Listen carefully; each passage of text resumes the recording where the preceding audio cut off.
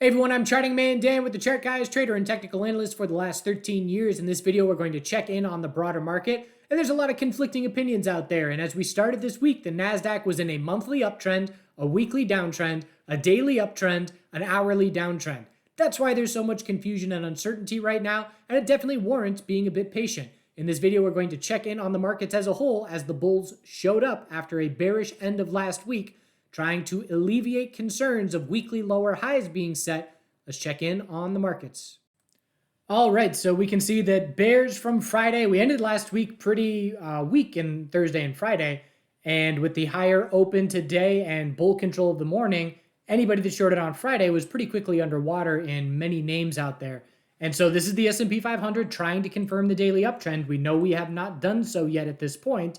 Daily higher low was the most likely scenario, and now it's just a question of can the bulls break 437.34 to confirm the daily uptrend. If we do, the next level is gap fill 438.43, and we're not going to forget bigger picture that anything under 452.08 is a weekly lower high, so it's possible we confirm the daily uptrend, and if we don't see a lot of follow through, we start scouting that weekly lower high.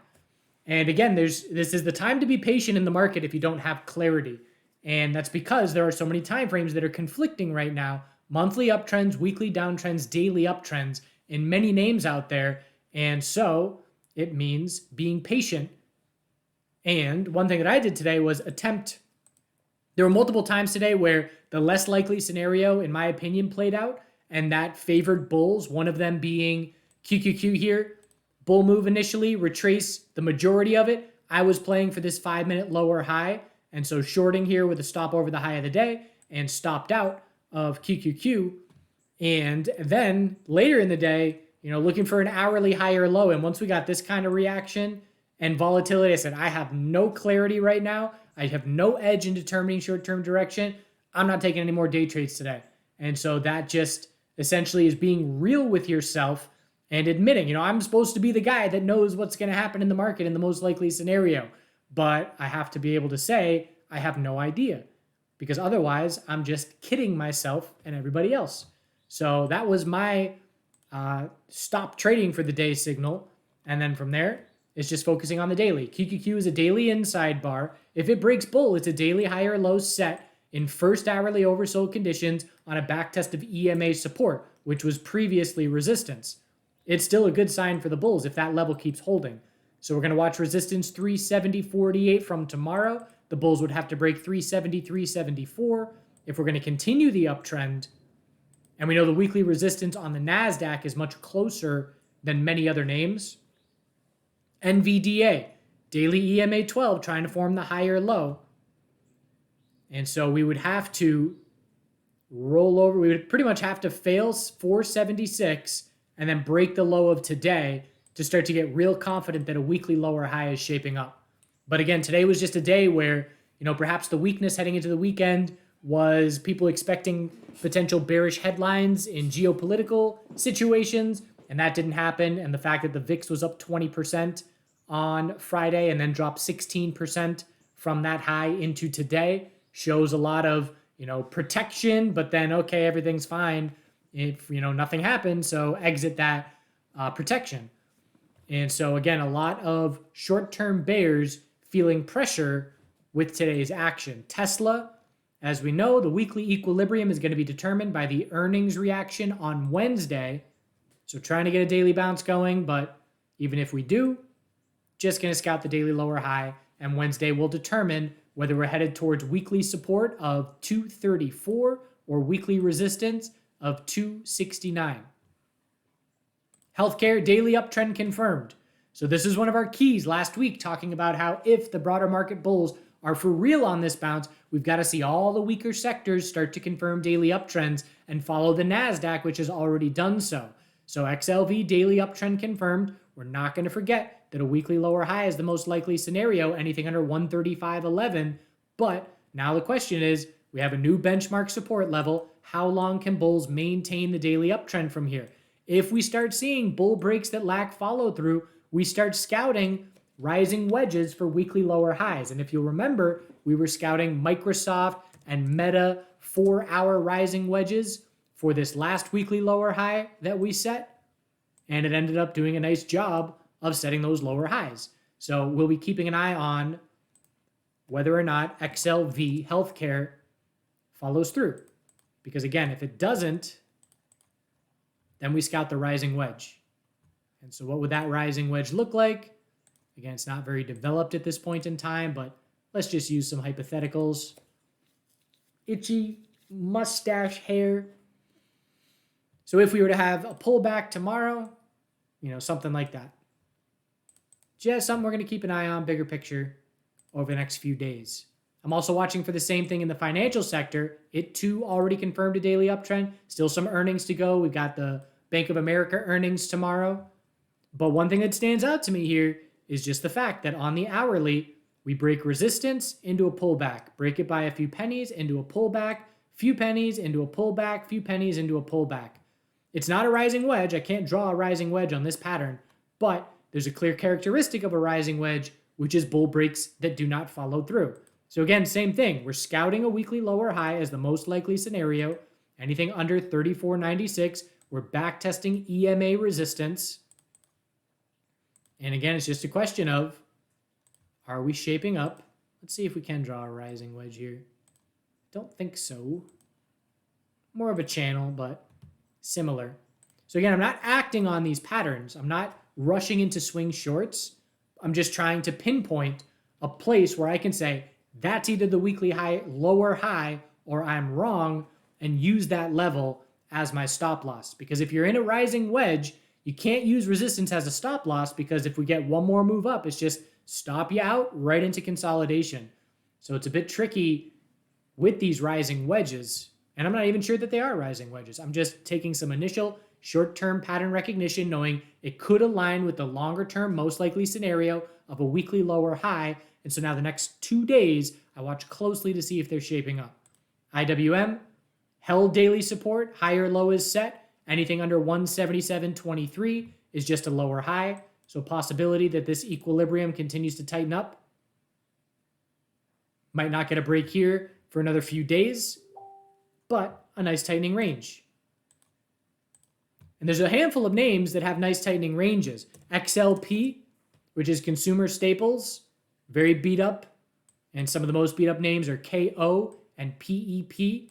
I'm watching a tightening daily range on XLP, KO, PEP. They're trying to put in a bottom. They're trying to balance the supply and demand scales. The burden is certainly on bulls to do so, but there's a number of sectors where if the broader market bulls continue to gain confidence, then we're going to look for laggards. TAN, the solar sector, is another one. Huge volume last week on a big green day. Now we have the daily higher low attempt. Can we confirm the first clear daily uptrend in TAN since mid-July?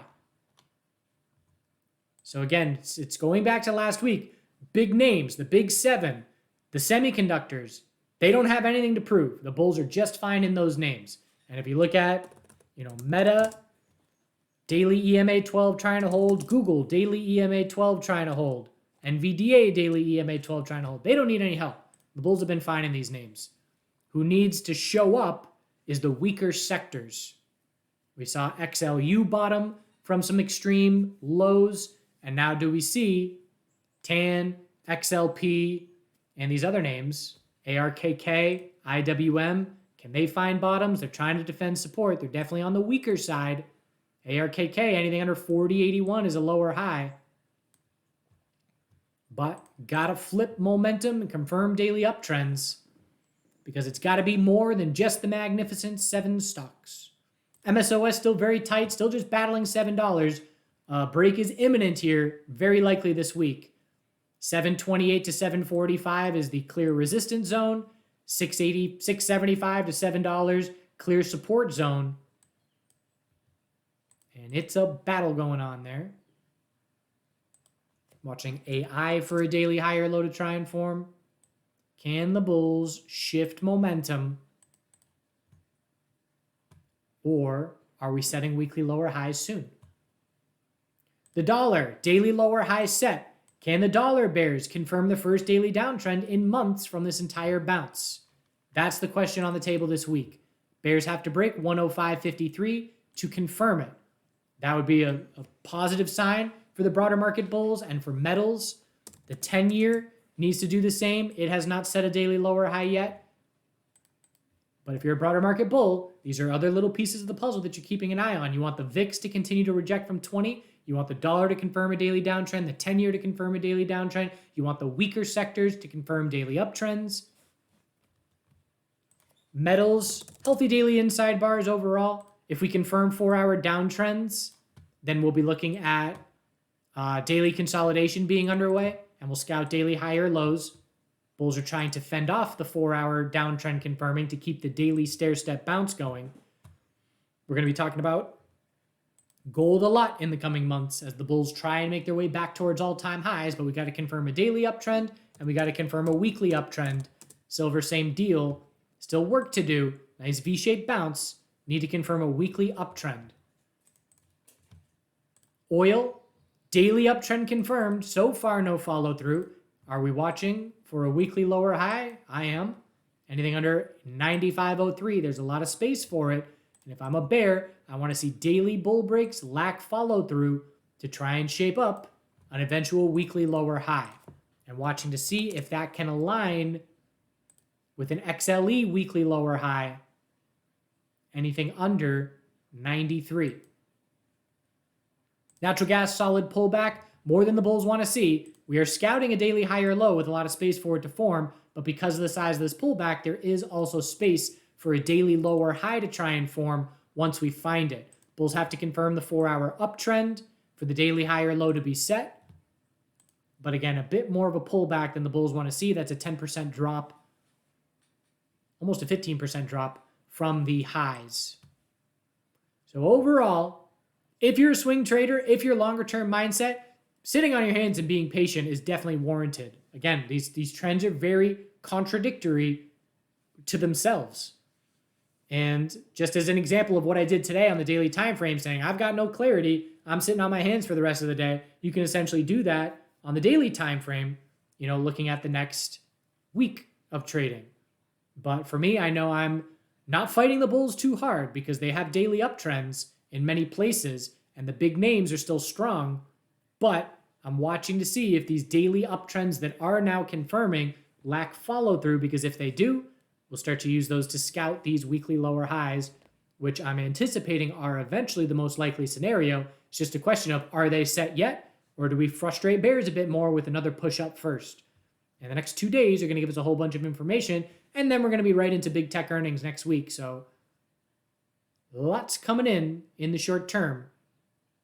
Just don't feel rushed to do anything because there's no rush to do anything right now. I mean, you look at the NASDAQ, and we've been trading in this range for a while. With where we're trading right now, we traded there a bunch in September. We traded there in August. We traded there a bunch in June. I mean, there's not a ton changing. There's definitely opportunity, 7% drop, 7% bounce, 5% drop, whatever it is. There's opportunity, but it's not like you're missing anything here while you patiently wait for clarity. All right, appreciate you watching. Do good things. Saw some music last night. Here Come the Mummies and Perpetual Groove. We'll see you tomorrow.